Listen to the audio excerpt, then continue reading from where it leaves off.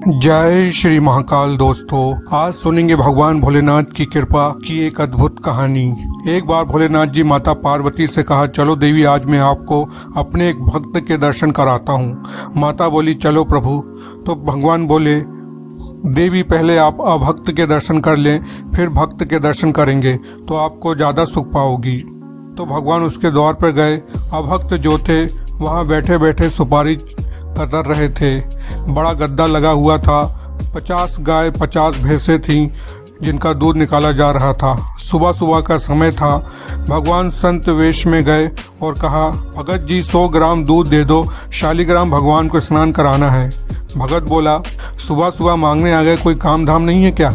एक तो उसने दूध भी नहीं दिया और कई उल्टी सीधी बातें कही, गालियां दी। महादेव जी ने बाहर आके कहा, हे भगवान, जितनी इसकी संपत्ति है और वैभव है उसको दुगना कर दो। अम्बा मैया ने कहा, इसलिए इन्हें औघड़दानी कहा जाता है, ये बड़े औघड़दानी हैं। ये व्यक्ति ने 100 ग्राम दूध नहीं दिया, ऊपर से गाली भी दिया। आप कह रहे हैं इसकी धन संपत्ति दुगनी कर दो।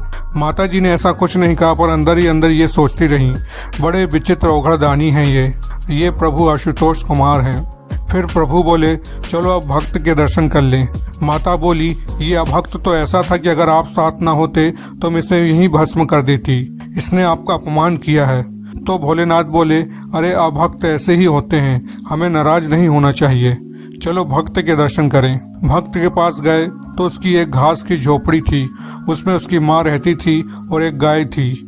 जैसे ही भक्त ने देखा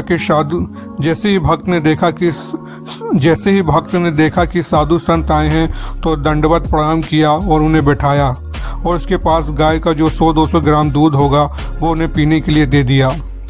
भगवान ने थोड़ी देर बैठा, भगवत चर्चा की और भगवान ने कहा, अच्छा भाई, हम चलते हैं, हम तो ऐसे ही विचरण करते चलते हैं। भक्त ने कहा, हे संत भगवान, कृपा करके फिर आना। भगवान ने कहा, ठीक है। भगवान भोलेनाथ और माता पार्वती जैसे ही बाहर निकले, भोलेनाथ जी ने कहा, हे करुणा निधान भगवान, इसकी गैया और मैया दोनों को हटा दो, दोनों को मार दो। अम्बा मैया ने कहा, हे प्रभु, अब बर्दाश्त नहीं होगा। उस आदमी ने 100 ग्राम दूध नहीं दिया तो उसकी संपत्ति दुगनी कर दी। इस आदमी ने हमें अपने गाय का पूरा दूध पिला दिया, हमारा सत्कार किया, और आपने इसकी मैया और गैया दोनों की ही मार दिया। ये क्या है प्रभु?